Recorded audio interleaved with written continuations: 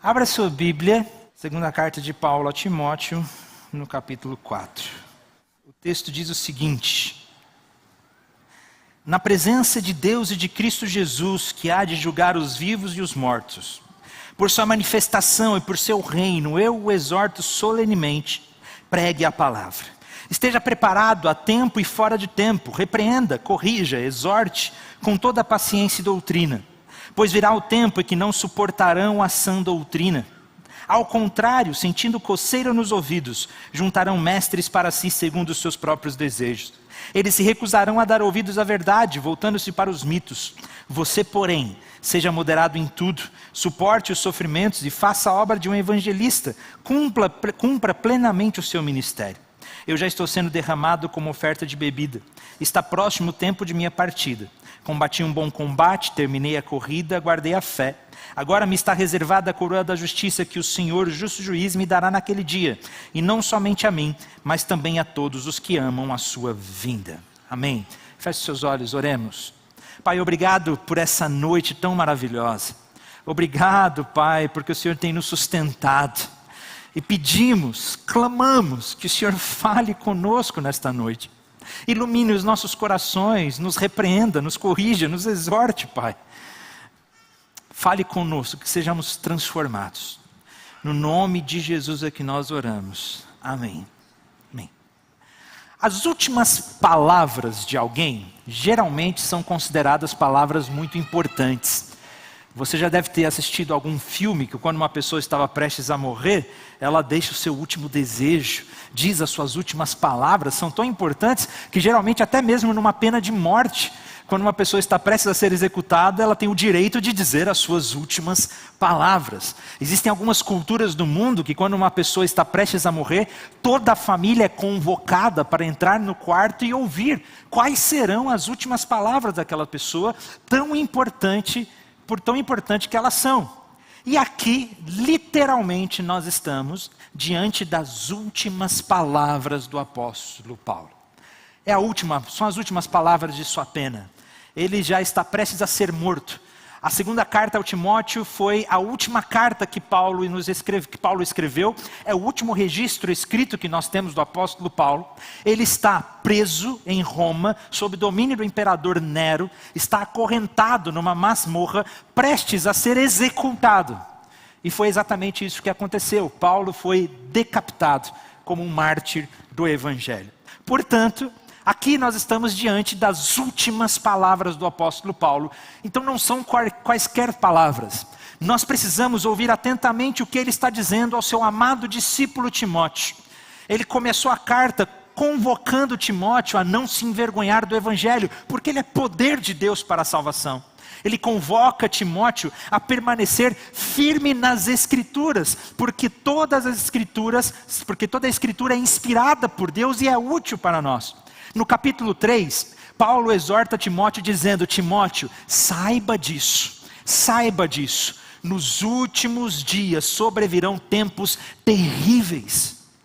E esses últimos dias que Paulo está falando aqui, não é um futuro apenas na volta de Jesus. Na visão ou na cabeça do apóstolo Paulo, os últimos dias começaram na ressurreição de Jesus. Portanto, quando Jesus ressuscita, nós já estamos vivendo nos últimos dias. E Paulo está dizendo então que nós já estamos vivendo nesses dias terríveis, onde os homens serão egoístas. Nós temos vivido um tempo de pessoas egoístas, avarentos, presunçosos, arrogantes, blasfemos, desobedientes aos pais, ingratos, ímpios, sem amor pela família, irreconciliáveis, caluniadores, sem domínio próprio, cruéis, inimigos do bem. Todas as características de um tempo que nós temos vivido atualmente. Nós olhamos ao nosso redor, nós vemos pessoas orgulhosas, arrogantes, irreconciliáveis, guerreando e xingando umas às outras. Há um tempo atrás, no X, que nem está funcionando mais, né? Falecida rede social X, eu vi dois pastores ordenados, xingando um ao outro com palavras de baixo calão. Falei, meu Deus, que tempo é esse que nós estamos vivendo? Dias terríveis. E Paulo exortou Timóteo dizendo: saiba, Timóteo, nós viveremos dias difíceis. A gente está vivendo um mundo tão louco, ultimamente, que recentemente uma moça se manifestou na internet pedindo dinheiro, fazendo uma vaquinha, porque ela, de acordo com os médicos, tem uma doença que sentia a pior dor do mundo. Então, como ela não tem tratamento, é uma doença incurável, ela decidiu deixar de viver. E na Suíça, o suicídio assistido é permitido, mas custa muito caro. Então ela fez uma vaquinha para pedir dinheiro para morrer. E muitas pessoas começaram a contribuir. Só que o que mais me surpreendeu nessa história é que, como o caso dela ganhou uma grande repercussão, ela recebeu a oportunidade de tentar um novo tratamento. Um tratamento que ela nunca tinha tentado antes, para trazer um pouco de esperança para a vida dela. E ela anunciou que ela tentaria esse novo tratamento. As pessoas nas redes sociais ficaram bravas, indignadas, porque eu dei meu dinheiro para você morrer, não para viver. Loucura, né, gente? A pessoa encontrou oportunidade de vida, mas não, eu queria que você se matasse, foi para isso que eu dei dinheiro. Esse é o mundo que nós estamos vivendo. E diante disso, Paulo faz um clamor, um grande pedido, na verdade, um pedido solene. Ele começa o texto dizendo: Timóteo, na presença de Deus e de Cristo Jesus, que há de julgar os vivos e os mortos, por sua manifestação, por seu reino, eu o exorto solenemente, pregue a palavra. Não é qualquer convocação, não é qualquer chamado. Paulo invoca o próprio Deus como testemunha desse momento. Ele está dizendo: você está diante do Criador dos céus e da terra, o Senhor, aquele que disse, haja luz e houve luz, aquele que diz qualquer coisa e qualquer coisa acontece, o Todo-Poderoso, aquele que te criou a sua imagem e semelhança. É diante desse Deus que você está nesse momento. Não é qualquer pedido, não é um evento qualquer, não apenas diante desse Deus, mas na presença de Cristo Jesus também, que há de julgar os vivos e os mortos. Ou seja, Timóteo, você será julgado, você estará diante de Jesus e será julgado. Então preste atenção no pedido que eu estou prestes a fazer. Você não tem outra alternativa, você está diante de Deus e de Cristo Jesus. Ele irá julgar a todos nós que estamos aqui. Um dia todos seremos julgados por Cristo, mas não apenas os vivos, os mortos também. Todos aqueles que já foram, um dia serão julgados pelo Senhor.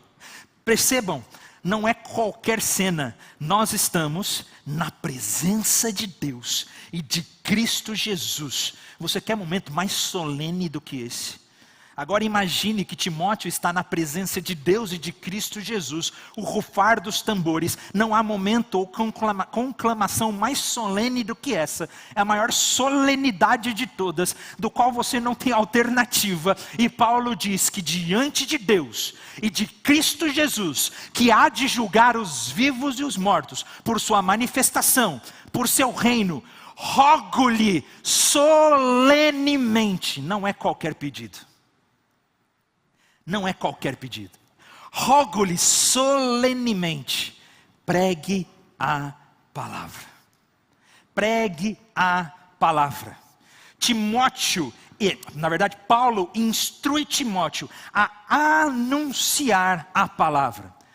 A palavra aqui no grego é kerusso, que significa anunciar. Esse pregar que Paulo está dizendo, não é simplesmente o que eu estou fazendo aqui agora, no domingo, em cima de um púlpito, pregando a palavra para os irmãos. Isso também é pregação, e eu creio que isso é central na vida da igreja. Toda igreja saudável precisa ter um púlpito saudável e uma pregação saudável. Só que Paulo não está conclamando Timóteo para fazer sermões expositivos no culto de domingo à noite. A pregação da palavra aqui é um anúncio do evangelho em todos os momentos. Não é apenas um sermão, mas é um hábito de vida de pregar em todos os momentos, anunciar a boa nova, a boa notícia do que Deus fez. Pregue a palavra. No capítulo 3, Paulo instrui Timóteo a permanecer nas Escrituras. Só que agora no capítulo 4, Paulo não pede para Timóteo pregar as Escrituras. Paulo pede para Timóteo pregar a palavra. Isso é interessante, porque na cabeça de Paulo, ou na verdade nessa época, quando Paulo fala sobre as Escrituras, ele está falando do Antigo Testamento. Era o que existia naquela época. O Novo Testamento está sendo escrito aqui ao vivo e a cores. Então Então, quando Paulo diz não apenas as Escrituras, mas pregue a palavra, é toda a palavra anunciada por Jesus Cristo, ou seja, é a boa notícia, evangelho. E esse é o significado da palavra evangelho. Na verdade, evangelho significa literalmente boas notícias, uma boa notícia. Não é uma palavra nova, ela não foi inventada pelos discípulos de Jesus. A palavra evangelho já era utilizada em contextos de boas notícias. Como, por exemplo, quando um arauto anunciava a boa notícia, e essa é a ideia que Paulo está trazendo aqui, de um arauto, de uma pessoa que anuncia. Imagina naquele tempo, quando uma cidade entrava em guerra com outra. Os homens, os jovens, saíam para a batalha. Ficavam na cidade apenas as mulheres, as crianças e os idosos. Imagine como deveria ficar o coração dessas mulheres, desses idosos e dessas crianças. O que será de nós?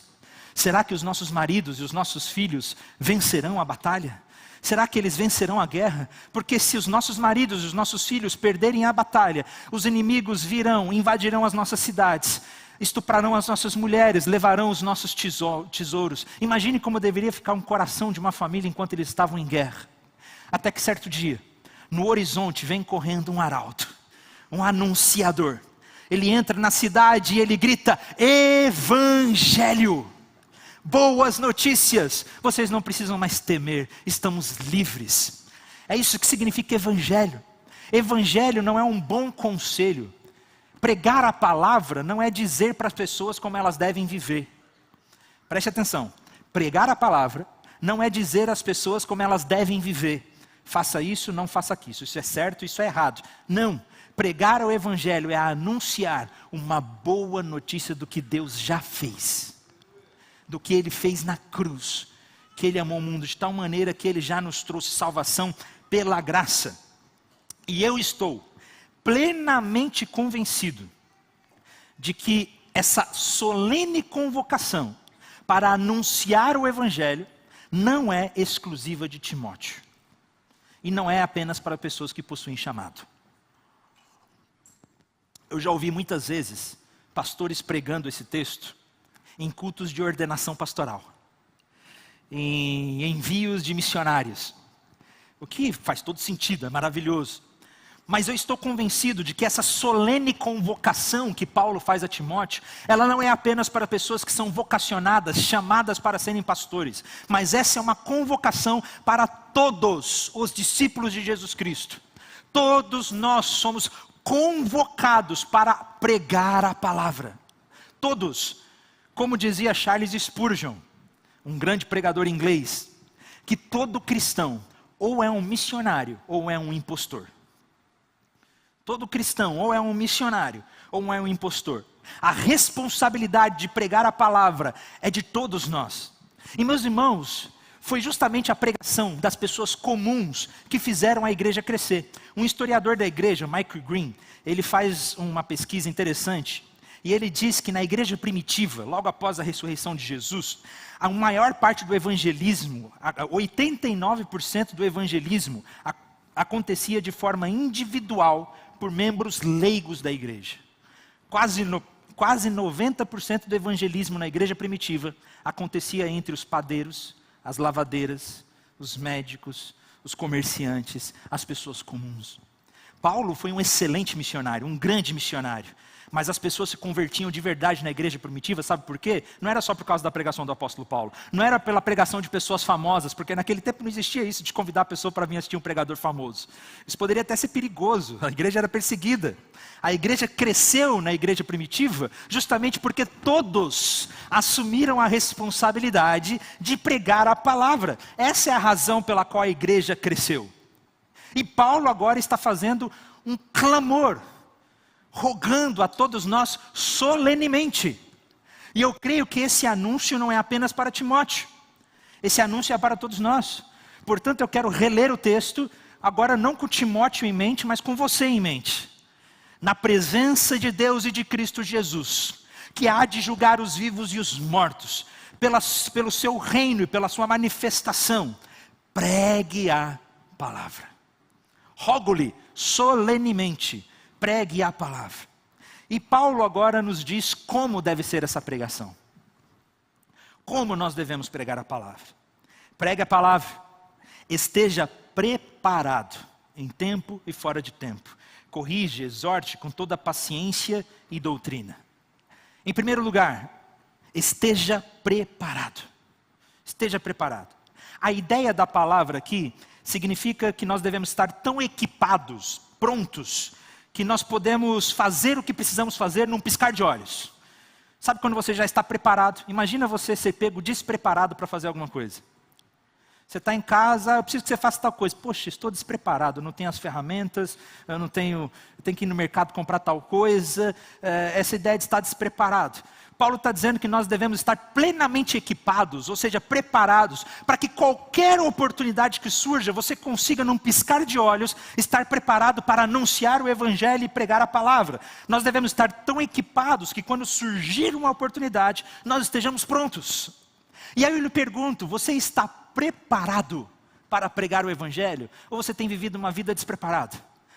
Você sai de casa atento e preparado, equipado, para aproveitar a oportunidade de anunciar a palavra e pregar o Evangelho para alguém? Eu fico admirado que muitos de nós estamos completamente despreparados. A gente não sabe nem como compartilhar o Evangelho para alguém. Você sabe como compartilhar o Evangelho para alguém? Ah, porque Jesus te ama. Sim, mas por quê? Qual é a história? Uma vez eu estava conversando com um jovem numa igreja, que cresceu numa igreja, e eu perguntando, você consegue compartilhar o Evangelho? Você sabe falar de Jesus? Ah, que Jesus é Deus, né? Jesus é Deus. Ele é nosso Senhor, né? Sim, mas qual que é a história? O que Jesus fez por você? Ah, ele é Deus, né? Não, mas o que ele fez? Ah, ele morreu. Morreu numa cruz. Mas por quê? Porque ele é Deus, né? Estava despreparado. E muitos de nós estamos despreparados, não sabemos nem como compartilhar o Evangelho. A gente não sabe falar de criação, de queda, de redenção, de vida eterna, de esperança, de vida plena. Nós estamos completamente despreparados, desequipados. Por isso eu rogo-lhe solenemente, se prepare, meu irmão. Venha fazer parte dos cursos que a gente oferece aqui na igreja, na Escola do Discípulo, na Universidade da Família, materiais de evangelismo, estude a sua Bíblia, conheça o Evangelho. O que você crê, criação, queda, redenção, que Deus nos ama, mas nós pecamos, mas Jesus nos oferece salvação por meio da cruz. Esteja preparado, em tempo e fora de tempo. Em tempo e fora de tempo significa que a pregação ela é urgente. Urgente. Quando Paulo fala que nós devemos pregar em tempo e fora de tempo, essa não é uma desculpa para que a gente possa pregar em situações inconvenientes e ser inconvenientes. Como, por exemplo, subir num ônibus às 6 horas da tarde, lotado de gente cansada indo para casa e começar a gritar no ouvido das pessoas dizendo, se você não aceitar Jesus, você vai para o inferno. Eu creio, humildemente, que essa não é a melhor estratégia evangelística que existe. Eu creio que nós não seremos muito relevantes nesse tipo de pregação. Não é isso que Paulo está dizendo, até porque, como nós veremos, a nossa pregação precisa ser inteligente, contextual, amável. Mas o estar preparado em tempo e fora de tempo é que a pregação ela é urgente. Nós não podemos esperar para amanhã ou para depois. Esteja preparado para as oportunidades que aparecem. E são muitas as oportunidades que Deus coloca na nossa frente, meu irmão. E nós precisamos falar. Você já ouviu essa ideia de que... Você já viu essa ideia de que é uma frase mais ou menos assim, pregue a palavra, pregue o Evangelho, se necessário use palavras. Você já viu algo nesse sentido? Falando que o importante mesmo é o nosso testemunho, a maneira como nós vivemos. Olha, isso é balela, isso não é verdade. Claro que o nosso testemunho é fundamental, mas o testemunho tem um limite. O testemunho vai até certo ponto, ele pode ser muito importante para remover as barreiras, para limpar o caminho, mas chegará a hora que você precisará abrir a sua boca e falar, pregar o Evangelho, porque a fé vem pelo ouvir e ouvir a palavra de Deus. Martyn Lloyd-Jones, um pregador famoso do passado, ele diz que a tarefa de pregar é a coisa mais preciosa que nós temos. Veja o que ele diz, a tarefa de pregar é o chamado mais alto, maior e mais glorioso que alguém pode receber. Se você quiser adicionar a algo a essa tarefa, eu diria sem hesitação, que a necessidade mais urgente da igreja cristã hoje é a pregação autêntica. Por ser a necessidade maior e mais urgente da igreja, é também evidentemente a maior necessidade do mundo. Não há nada como a pregação. Ela é mais elevada a tarefa deste mundo, a mais emocionante, a mais empolgante, a mais compensadora, a mais maravilhosa, a mais alta honra que nós recebemos é pregar o evangelho, porque o evangelho, a pregação da palavra, é a coisa mais importante que nós temos a oferecer. É isso que nós temos a oferecer como cristãos, meus irmãos. O mundo hoje tem buscado estratégias de marketing, psicologia, neurociência, pedagogia, nada contra essas coisas, até porque nós precisamos de bons psicólogos, nós precisamos de bons terapeutas, nós precisamos da pedagogia, mas a coisa mais preciosa que nós temos a oferecer como cristãos é a pregação fiel da palavra. É anunciar a boa notícia do evangelho em tempo e fora de tempo. Mas infelizmente nós estamos ficando calados. Tem um livrinho muito interessante, do John Stott, chamado Nosso Silêncio Culpado. É um livro sobre evangelismo. E ele diz nesse livro que nós fomos chamados por Deus para pregar, para evangelizar. Mas nós estamos em silêncio, nós ficamos calados. E quando a gente se cala, nós somos culpados. Por isso que ele chama de nosso silêncio culpado, de culpa. E ele vai dizer nesse livro que todos nós temos muita facilidade para conversar, para falar demais. Muitos de nós até falamos demais. No trabalho, na vida, no dia a dia. Existem pessoas que são mais extrovertidas, outras que são mais introvertidas, mas geralmente nós falamos e conversamos. Mas por que é tão difícil levar essas conversas para a religião? Ou para o lado espiritual? Por que é tão difícil falar de Jesus? Por que nós estamos em silêncio? Ele diz que nosso silêncio é culpado. Nós não estamos sendo incentivados, muitas vezes nós não sabemos nem o que dizer, ou a gente não está nem convencido de que é importante, ou a gente nem acredita no poder do evangelho de transformar as vidas das pessoas. Você crê que o evangelho tem poder para salvar? Deixa eu perguntar de novo. Você crê que o evangelho tem poder para transformar a vida das pessoas? Então por que você está quieto? Por que você está calado? Por que você não está anunciando para as pessoas que você tem uma boa notícia? Uma boa notícia de salvação. Nós estamos sendo solenemente convocados para fazer isso. Eu me lembro uma vez que nós saímos do culto, nós estávamos no culto de jovem aqui na igreja. Isso faz tempo, deve ter sido lá em 2013, 2014, 2012. Nós saímos do culto de sábado aqui, e aí acontece só no culto de jovens isso, né? Que você fica mais de uma hora conversando, saber onde que a gente vai comer. Onde que a gente vai? Onde que a gente vai? Agora vamos para onde? Aí acabou decidindo ir no Bob's, aqui da esquina. E olha que eu nem gosto muito do Bob's. E fomos ali no Bob's. Aí chegamos no Bob's e eu vi que a atendente, ela estava com um aspecto meio entristecido, dava para perceber alguma coisa estranha. E quando eu cheguei no caixa, eu li o nome dela no crachá, eu falei, oi fulana, tudo bom? Você não sabe com quem que eu estive hoje? Ela, com quem? Com seu pai. Oi, meu pai? Eu falei, o seu pai, como assim meu pai? Foi o seu pai lá do céu, o seu pai que te criou. Ela, tá, tudo bem. E ele me pediu para te dizer que está com muita saudade de você e sente sua falta. E ela começou a chorar. Tinha um monte de gente na fila atrás para ser atendida e ela chorando no caixa. E eu fiquei, meu Deus, e agora? O que eu faço? Eu perguntei, olha, tem como alguém vir te substituir aqui rapidinho? Fala que você precisa ir no banheiro, alguma coisa, para a gente ter um tempo, orar, conversar. E ela chamou uma pessoa, convidamos ela para um pequeno grupo, PGM. Mas, meu irmão, oportunidade para falar o que não falta. Se você acha que você não tem oportunidade, você está enganado. Independe se você é uma pessoa tímida ou não. É obediência. Eu sou uma pessoa introvertida. Diferente de gente. Tem gente que é extrovertido e é natural, né? É natural. Se você já teve a oportunidade de sair no dia a dia aí com o pastor Gilson, você vai num café, qualquer lugar que você vai com o pastor Gilson, ele evangeliza. Qualquer lugar. Você parou na banca ali, ele vai evangelizar a pessoa que está lá. É assim, você sentou no Uber, ele evangeliza o cara do Uber. O nosso pastor, ele é demais. Ele já é extrovertido, né? E todo mundo conhece como ele é. Mas eu não. Eu sou uma pessoa mais introvertida. Eu tenho mais vergonha. Não é fácil para mim falar com pessoas estranhas. Eu fico mais quieto. Mas essa não é uma desculpa para não pregar. Eu preciso anunciar. Eu preciso aproveitar as oportunidades que me aparecem. E aparecem oportunidades. Aparecem oportunidades onde, mesmo eu sendo mais tímido, a pessoa começa a conversar comigo, a falar comigo. E eu tenho oportunidade de colocar Jesus na conversa. E aí, como você acredita em Deus? Acredito. E como é que está a sua vida com Jesus? Você está feliz? Gente, oportunidade é o que não falta. Na sua conversa, a gente tem vergonha e medo, muitas vezes, de levar a conversa para a religião. Não precisa ter medo, não. Graças a Deus, o Brasil é o país de muita gente que crê. Graças a Deus, o Brasil é o país que as pessoas estão abertas. Faça esse desafio, faça esse teste. Numa conversa que você estiver tendo, crie coragem e leve o assunto para Jesus.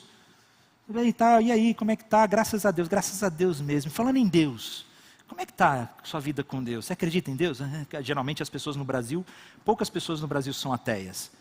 Muitas acreditam. E aí, como é que está a sua vida com Deus? Gente, leve a conversa para o espiritual. Fale de Jesus. Não fique em silêncio. E aí Paulo continua dizendo que a nossa pregação ela deve ter também relevante. Repreenda, corrija e exorte. Ou seja, a pregação da palavra é prática. Ela precisa repreender. Repreender é o quê? Demonstrar o erro. Demonstrar o pecado, demonstrar qual é o verdadeiro problema do mundo e do coração das pessoas. Você tem buscado alegria e esperança aí fora, mas o verdadeiro problema é o nosso próprio coração. Corrigir, mostrar o caminho correto, mostrar a verdadeira rota e exortar. Exortar aqui é no sentido de encorajamento, de dar suporte. A nossa evangelização ela precisa ser prática. Não é chegar para a pessoa com evangelismo terrorista. Eu já fiz muito evangelismo terrorista. Eu me arrependo porque eu não creio que seja a melhor técnica. Sabe qual que é evangelismo terrorista? Se você morreu hoje, você vai para o céu ou para o inferno? Se você morreu hoje, pode ser que você vai estar indo para o inferno, hein? Gente, eu não creio que seja um método muito eficaz. Nossa pregação ela precisa ser contextualizada. Nós precisamos ouvir quais são os desejos das pessoas e entender o que elas desejam no coração dela, a tal ponto que elas possam dizer, uau, é isso que eu preciso. Você precisa de sentido para a vida? O Evangelho pode te dar sentido. Você precisa de significado? O Evangelho pode trazer significado. Você precisa de esperança? O Evangelho tem a verdadeira esperança, significado e identidade. É preciso encontrar as necessidades das pessoas e anunciar uma boa notícia. Isso é pregação. A nossa pregação precisa ser contextualizada, inteligente, sábio e paciente. Essa é a quarta colocação que Paulo coloca aqui. Pregue, corrija, repreenda, corrige e exorte pacientemente. Paciência. Evangelizar exige paciência. Reconhecendo que muitas vezes leva tempo para algumas pessoas chegarem à fé. Tem algumas pessoas que acabam chegando à fé da hora para outra. Tem gente que realmente entrega a vida para Jesus ali e pá, transformou. Mas tem muitos que exige paciência da nossa parte. E se nós não formos pacientes, muitos não chegarão à fé. Eu me lembro da história de um rapaz chamado Adriano. Eu cresci no interior de Minas, numa cidadezinha de 5.000 habitantes chamada Alto Caparaó. É uma cidade linda, montanhosa. E quando eu era adolescente, tinha um rapaz na cidade chamado Adriano. E esse rapaz era aquele rapaz que todo mundo dizia, esse aí não tem mais jeito. Sabe? Essa pessoa não tem mais jeito. Viciado. Odiava crente. Pessoa vivendo uma vida depravada mesmo. Esse aí não tem jeito. Ele falava de igreja para ele, ele xingava. Ele não estava nem aí. Ele não queria saber. Até que certa vez nós fizemos um evento na igreja, que era uma vigília, da meia-noite às 6 da manhã, para os jovens. O evento chamava-se Proibido Dormir. Então, era uma vigília da noite inteira. E aí, nós estávamos indo para essa vigília e o Adriano estava lá no canto da rua, sentado na calçada. E um amigo meu, chamado Bruno, ele chegou para o Adriano e falou, Adriano, vamos lá, a gente vai ter um evento lá na igreja agora, uma vigília, vamos com a gente? Não, sai fora, não quero saber disso, né? Aquela coisa toda. Aí o Bruno falou assim para o Adriano, Adriano, eu estou orando por você tem 6 meses. Se for preciso, eu vou orar 6 anos. E aquilo entrou na cabeça do Adriano, ele vai orar por mim 6 anos. Ele vai ficar pensando em mim 6 anos. Ele vai ficar insistindo na minha vida 6 anos. E aí ele ficou incomodado com aquilo, foi para casa e aquilo entrou no coração dele. Ele chegou em casa, pegou a Bíblia da mãe dele, abriu a Bíblia da mãe dele, caiu no Evangelho de João, nas palavras onde Jesus diz: eu sou o caminho, a verdade e a vida. Ninguém vem ao Pai senão por mim. E ele ficou pensando naquilo e ele disse: quer saber?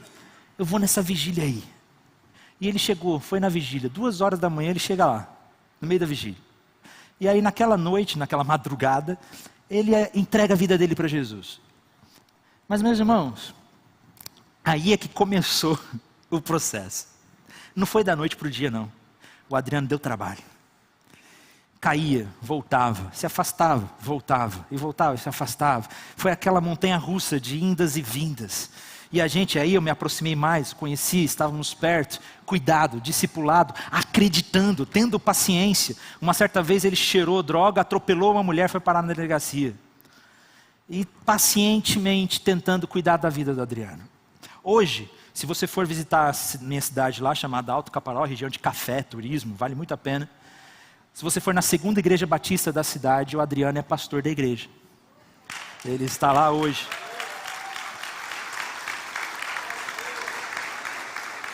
Mas a vida dele exigiu paciência. Pacientemente. Toda a doutrina, didaquê. A palavra aqui é de ensino.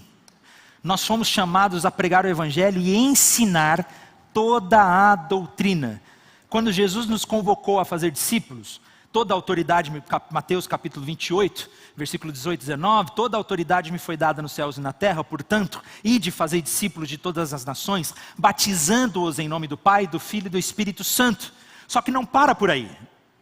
Até porque batizar, gente, graças a Deus aqui no Brasil é fácil. Nós estamos com as portas abertas. O coração das pessoas estão sedentas. Eu tenho certeza que se você começar a evangelizar, as pessoas vão aceitar Jesus, vão se converter e vão se batizar.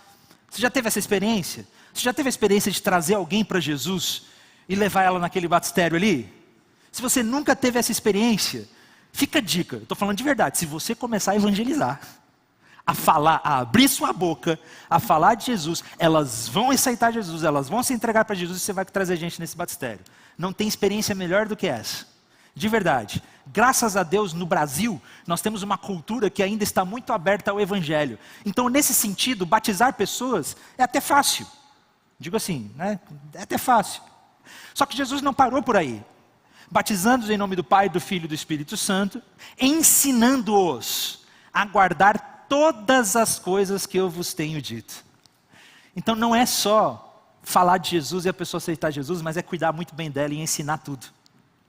Por isso que é tão importante nós estarmos preparados, conhecermos a Bíblia, conhecermos a palavra, conhecermos a nossa doutrina, fazer os cursos aqui da Escola do Discípulo, para poder ensinar essas pessoas tudo que nós temos que ensinar.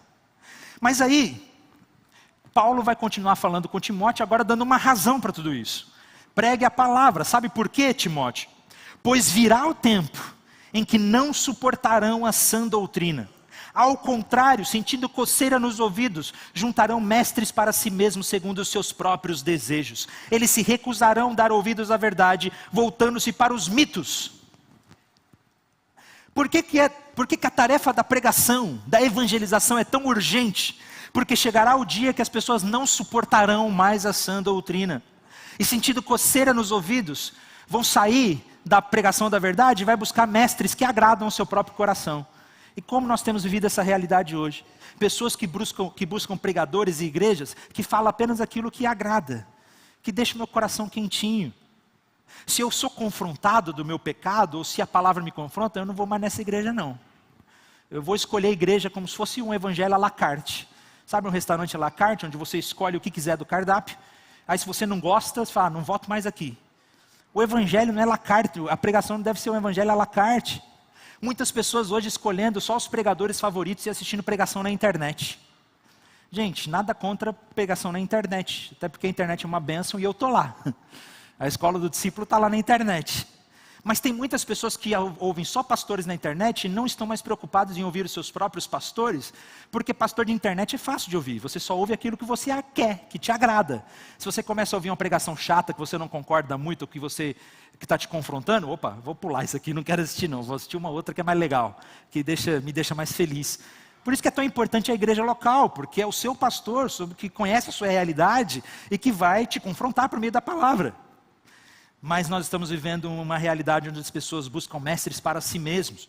E não só isso, eles se recusam a dar ouvidos à verdade, voltando-se para os mitos, para as fantasias, para as falsas histórias que prometem muito, mas não são capazes de cumprir, são falsas. E como nós estamos acreditando hoje em falsas histórias? As pessoas estão cansadas de ouvir a verdade do Evangelho, traz coceira nos ouvidos, e eu acredito em falsas histórias. Falsas histórias como, por exemplo, que meu corpo, minhas regras. Falsas histórias de que você é aquilo que você sente, aquilo que você deseja. Que a sua felicidade é o seu bem mais supremo. Que a sua liberdade, a sua autonomia é a coisa mais preciosa que existe. São falsas histórias. Você pode fazer o que você quiser se te faz feliz. Assinado Satanás. Estava assistindo o live action do Pinóquio no Disney Plus. Não sei se você assistiu esse filme. Ruim pra caramba. Não recomendo. Tipo assim, veja, mas é ruim. Roteiro é ruim, tudo é ruim no filme. Não é o Pinóquio do Guilherme Del Toro do Netflix, não. Que aquele stop motion, muito bem feito, filme excelente. É o Pinóquio live action do Disney Plus, feito com Tom Hanks. Filme bem ruinzinho. Só que o que mais me chamou a atenção nesse filme, e eu vou dar um spoiler do filme aqui, mas não se preocupa não, porque o filme é ruim. O que mais me surpreendeu no filme foi o final. Quem lembra do final clássico da história do Pinóquio? O que acontece com ele? A fada azul transforma ele num menino de verdade, lembram? Esse é o final clássico da história. Estou eu assistindo o filme, e aí sabe o que acontece no final? A fada azul não transforma ele num menino de verdade. Ela diz algo parecido como que se você sente que é um menino de verdade, então você é. Acredita, gente? Eu quase caí para trás quando estava assistindo o filme. Eu falei, meu Deus! Se você sente, se você busca, se você deseja, se você for se por dentro você for um menino de verdade, então você é. Você não precisa ser de verdade um menino de verdade. Eu falei, caramba! Essa é a realidade que a gente tem vivido. Esses são os mitos que as pessoas estão acreditando. Rejeitando a verdade do Evangelho e acreditando nesses mitos. Por isso que a pregação da palavra é tão urgente. Essa é a resposta que nós temos a oferecer para o mundo. E aí Paulo diz, essas coisas vão acontecer. Tu, porém, você, porém, ou seja, eles podem viver do jeito que você quiser, do jeito que eles quiserem, mas você não. Tu, porém, quem aqui já conheceu Jesus como seu Salvador e ama Jesus? Então essa palavra para você. Eles podem viver de qualquer jeito, agora você, tu, porém,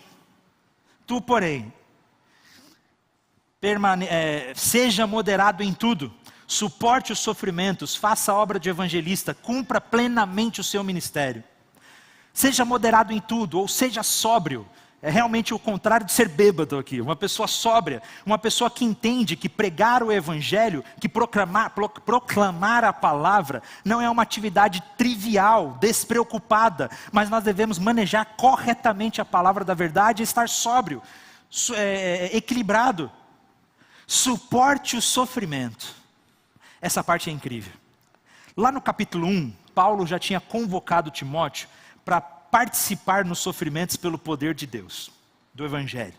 No capítulo 2, Paulo pede para Timóteo participar dos sofrimentos como um bom soldado de Cristo Jesus. No capítulo 3, Paulo diz que o sofrimento é inevitável, que todos aqueles que desejam viver uma vida piedosa em Cristo Jesus serão perseguidos, vão sofrer. E agora Paulo termina dizendo, suporte o sofrimento. O sofrimento, por causa do Evangelho, é inevitável. Todos aqueles que desejam viver piedosamente serão perseguidos. Gente, quer dizer então que Paulo está chamando Timóteo para entrar num barco furado? Num oceano impetuoso? Na verdade não. É que por meio desse sofrimento, nós cumprimos o nosso ministério de pregar a palavra, e nós vamos ver daqui a pouco que vale a pena.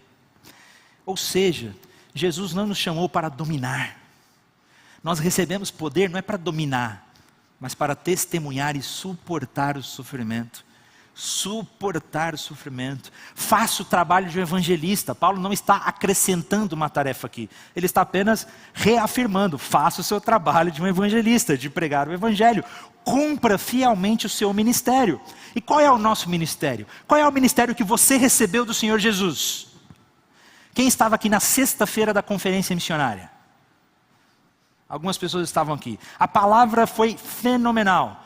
O ministério que nós recebemos de Deus é o de proclamar o evangelho da graça de Deus. E eu não, como o apóstolo Paulo diz, eu não considero a minha vida preciosa para mim mesmo, contanto que eu complete a carreira e o ministério que recebi do Senhor Jesus. Se não for para pregar o evangelho, ou seja, se não for para ser testemunha de Jesus nesse mundo, nós estamos desperdiçando a nossa vida. E a nossa vida é inútil. Que loucura, né? Tem uma pregação do John Piper. Se você quiser, então eu vou recomendar um pregador de internet aqui. John Piper tem uma pregação no YouTube chamada Não Desperdice a Sua Vida. Escute essa palavra. Ele diz justamente que se nós não vivemos para a glória de Deus, para o anúncio do evangelho, nós estamos desperdiçando a nossa vida. Imagina chegar diante de Jesus e Jesus falar: você desperdiçou a vida que eu te dei? Meu Deus do céu. Cumpra plenamente o seu ministério. E por fim, Paulo dá mais uma razão para que Timóteo pregue a palavra. Timóteo precisa pregar a palavra para continuar o que Paulo começou, porque a vida do apóstolo Paulo já estava chegando ao fim. E ele diz o seguinte, no versículo 6: eu já estou sendo derramado como uma oferta de bebida. Está próximo o tempo da minha partida. Combati um bom combate, terminei a corrida, guardei a fé.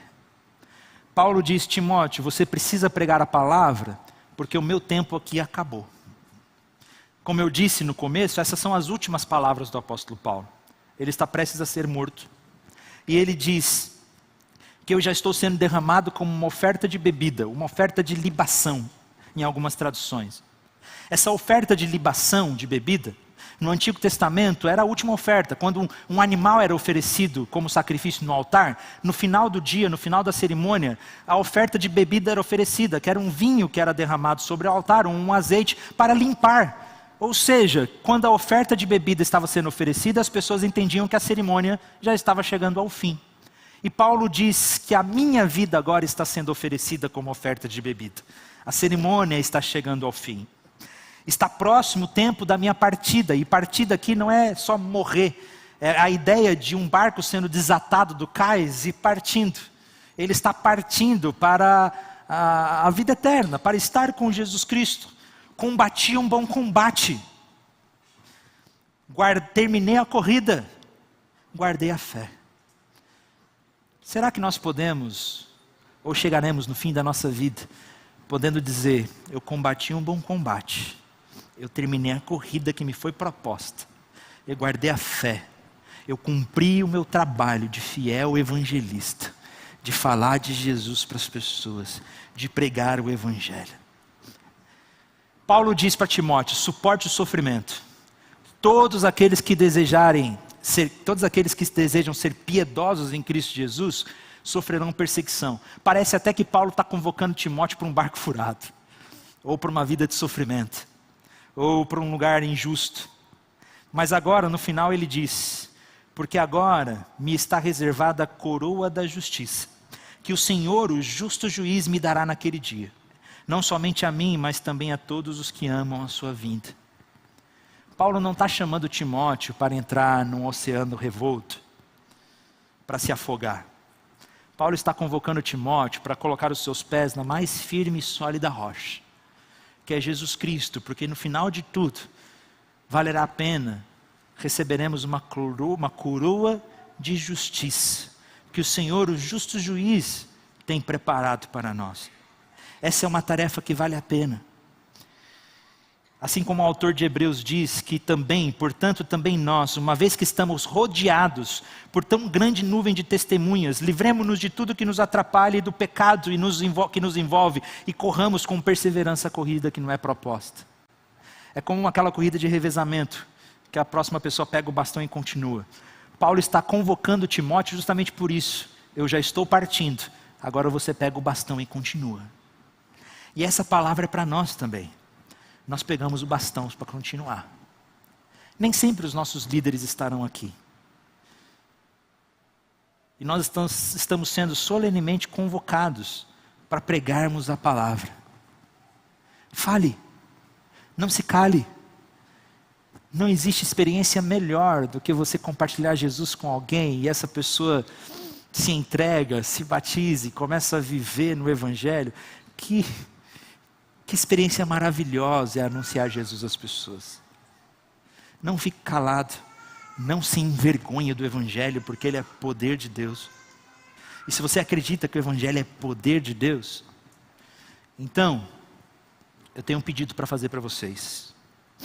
Na presença de Deus e de Cristo Jesus, que há de julgar os vivos e os mortos, pela sua manifestação e pelo seu reino, rogo-lhes solenemente, pregue a palavra. Esteja preparado em tempo e fora de tempo. Repreenda, corrija e exorte pacientemente com toda a doutrina. Amém?